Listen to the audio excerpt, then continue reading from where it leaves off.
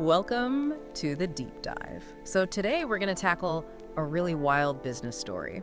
We're diving into the sources behind the rise of Domino's Pizza. Yeah, it's pretty astonishing when you think about it. The founder, Thomas Monaghan, his first day in 1960, he made just $14. $14? $14. And now it's this huge global thing, over 18,000 stores. They make like 3 million pizzas every single day. Wow. So we're tracing that journey back through Monaghan's life, which sounds like it was, well, chaotic from the start. Absolutely. He had a really tough beginning. Born 1937, his dad died when he was only 4. Big shock to the family. Right. And his mom couldn't support him and his brother Jim. No, she couldn't cope. Yeah. So the boy spent 7 years in government foster care boarding schools, just shuffled around. That sounds incredibly unstable. It was, and it shows, he struggled in school, barely got into the University of Michigan, but then couldn't afford the tuition anyway. He tried delivering newspapers to save up, sort of his first taste of business, right? Door-to-door stuff. But then he lost all his savings, got defrauded by some guy he partnered with. Ouch. So an early lesson in trust, huh? A painful one, yeah. Seems like it stuck with him. And the pizza idea came from his brother, Jim. Yeah, Jim. He was a mailman, but he worked part-time at this local place owned by Dominic DeVarty. This was back in '59. Okay. And DeVarty had this other location, the second spot, that was closed down. He wanted to get rid of it. Ah, the opportunity. Exactly. DeVarty said, look, give me $500 for it, but, and this is the catch, you got to take on the $2,000 debt it already has. Oof. Still seems risky for two guys with no money. Totally. They actually borrowed $900 from the post office credit union just to make the down payment. That's how they got started. Opened up December 9th, 1960. And made that famous $14. That's the one. So that kicks off this really chaotic founding period. Tom wanted to keep studying at night, right? But that didn't last. Not a chance. He had to be there full time. Initially, things looked okay. Sales went up to maybe $70 a day, mostly because of a nearby college. Right, students love pizza. Always. But then the semester ended, students left. And sales tanked. Plummeted, down to like $28 a day. And, when money gets tight. Trouble starts. Especially with partners. Yep. He and Jim started fighting.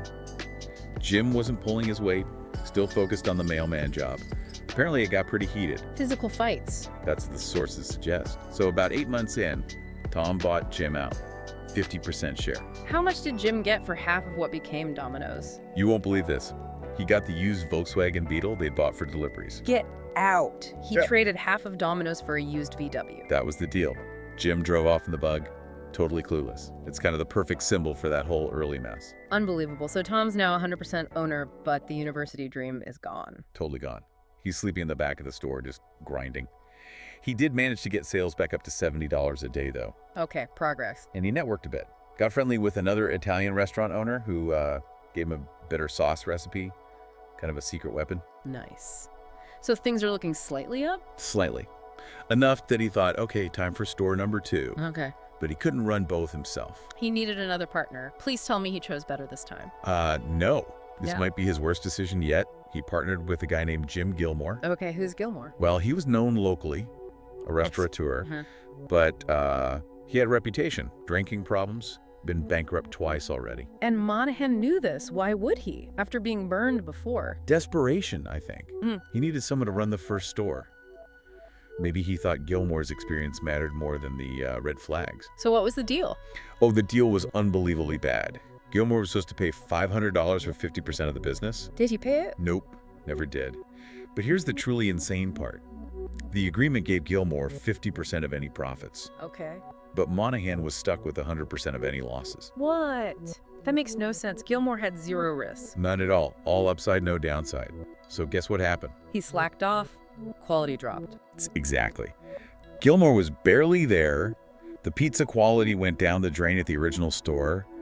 And Monaghan even suspected he was stealing cash. Total nightmare. Complete disaster. It ended up in court just to get rid of Gilmore. Monaghan was left with the mess, the debt, and probably even less trust in partners. Man, what a start. After surviving that, what's next? More trouble, I bet. You bet. The next problem came from the original owner, Dominic DeVarty. The guy they bought the first place from. Yeah, he saw Monaghan starting to open more stores, doing okay. He got jealous. Plus, customers were getting confused mixing up the names. Because DeVarty still had his own restaurant called Dominic's. Right, so he demanded Monaghan stop using the name Dominic's. All that brand recognition Monaghan built, poof, gone. So he needed a new name, something similar maybe, for the phone book days? Exactly. And supposedly, it was one of his delivery drivers who suggested it. How about Domino's? Domino's, close enough. And the logo. Came from that, a domino tile. And since he had 3 stores at that point. 3 dots on the domino. You got it. Classic bit of branding history right there. Okay, so he's got the name, the logo. Yeah. But the real breakthrough, the thing that made Domino's Domino's, came from another crisis, right? Yeah, totally unplanned. One day they were just slammed, super short-staffed, chaos. Monaghan had to make a snap decision. What'd he do?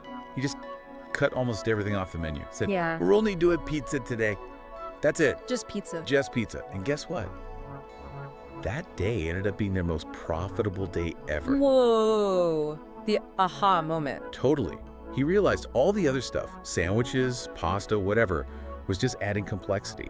More ingredients to manage, more training, longer prep time. More work, less profit. Exactly. So he made the call. Domino's is pizza only. 2 sizes, that's it. 8-inch and 12-inch.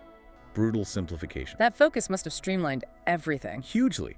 And it extended to the stores themselves. He figured, why have dine-in areas? They cost money, tables, chairs, extra staff, cleaning. Right, just dead space if you're focused on delivery. Precisely. So Domino's went all in on delivery and carryout. Cut out all the unnecessary costs. And they innovated in delivery too, didn't they? Like the boxes. Yeah, they were pioneers with cardboard boxes, but the big thing was the insulated delivery bag. He helped develop that. Keep the pizzas hot. That must have been a huge edge over places like Pizza Hut back then. Massive. Yeah. Pizza Hut was still mostly about the dine-in experience, which was way more expensive to run. Domino's had this lean, mean delivery machine. Streamlined product, low overhead, consistent pricing. Maximum profit margin. He'd finally cracked the model. So 1967, the model's set. Time to grow, right? This is where franchising kicks in. Yep, time to scale. And they grew fast. They were smart about where they opened franchises. Where was that? Near colleges and military bases. Yeah. Built-in demand, lots of young people who wanted cheap fast food. Makes sense. And they save money on advertising too. Yeah, instead of blowing money on TV or big newspapers, they focused heavily on college papers. Cheap, targeted, super effective. Smart move. How fast did they grow? Pretty quick. By '69, they had 42 stores in Michigan, Ohio, Vermont. By 1978, over 200 across the U.S. Okay, solid growth. But then competition heats up again. Pizza Hut starts pushing delivery more. Exactly. By the mid-'80s, they needed something big to stand out again, something disruptive. And that's the 30-minute guarantee. That's the one. Launched in 1984, the promise was simple, powerful pizza in 30 minutes, or it's free. Man, that must have lit a fire under sail. Oh, it's like rocket fuel. They exploded. Went from those 200 U.S. stores to 5,000 globally in under 10 years. Fastest growing restaurant chain on the planet at the time. Incredible growth. But there was a dark side to that speed, wasn't there? A really dark side. That guarantee put immense pressure on the delivery drivers, many of them young kids, to drive fast. Too fast. Cutting corners, breaking traffic laws. Yeah. And inevitably accidents happened. Bad ones. The sources mention some specific tragedies. They do. In 1989, a 17-year-old driver died rushing a delivery. Another report found, like 20 fatal accidents linked just to the hurry-up policy in a single year. 20 deaths in 1 year. That's horrific. It is. And the lawsuits started piling up. Yeah. There was one awful case where a driver hit a couple, killed the woman. Domino's ended up paying $32 million. $32 million. And it didn't stop. 1993, another driver ran a red light, hit another car, and a young girl was paralyzed. Broke her spine. Oh my God. What was the penalty for that one? That one cost the company $78 million. $78 million. The liability must have been staggering. Between the terrible press, the public outcry, and the sheer cost of the lawsuits, Monaghan finally had to pull the plug. So 1993, the 30-minute guarantee ends. Yeah, he announced it himself. The campaign that built the empire almost destroyed it. Yeah. It really shows the danger of that growth at all costs mentality. Wow. Despite all that, Monaghan eventually sold the company, right? He did. Stepped away in 1998, sold Domino's for about $1.1 billion. Not a bad exit after all the chaos, but the company's PR troubles weren't quite over, were they? No, not quite. Fast forward to the internet age, 2009. A YouTube video goes viral. Oh yeah, I remember this, the gross out video. That's the one. 2 employees filmed themselves doing disgusting things while making pizzas. Sneezing on the food, Really vile stuff. They said it was a prank, didn't they? That the pizza wasn't actually delivered? They did claim that, yeah. Yeah. But the damage was instant. In the age of social media, that kind of thing spreads like wildfire. How did Domino's handle that compared to the 90s crisis? Much faster. They had to. They fired the employees immediately, shut down that particular store for a deep clean, and the leadership put out a public apology video very quickly.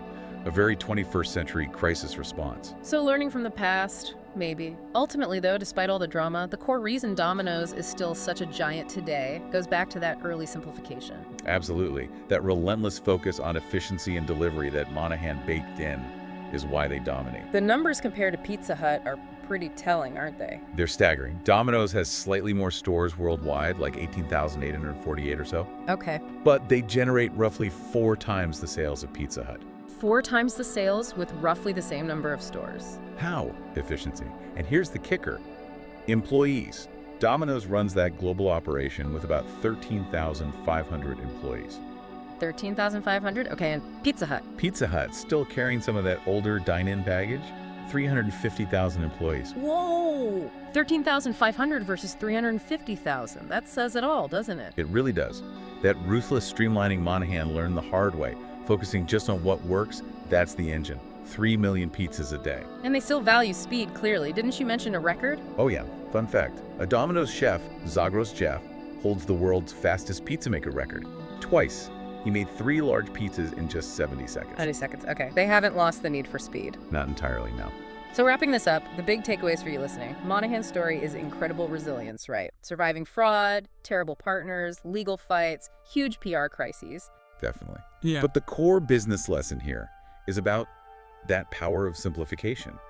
Getting rid of complexity, focusing ruthlessly on the delivery model that wasn't just luck, it was a survival tactic that became their biggest strength. Yeah, it shows that huge innovations aren't always about fancy tech. Sometimes it's just about stripping things down to the bare essentials under pressure. Find the one thing you do well and just cut out all the noise. Cut out the noise. But that speed, especially with the 30-minute guarantee, had real tragic human costs, which leads to a final thought. Knowing how dangerous that incentive was and seeing how much today's food delivery relies on gig economy drivers, often under pressure for speed and ratings, what kind of ethical storm might be brewing right now in that massive multi-billion-dollar industry? Are we setting up another crisis? That's a really important question to think about. What price are we willing to pay for convenience? Something for you to chew on. Thanks for joining us for this deep dive. Yeah, thanks everyone. We'll catch you on the next one.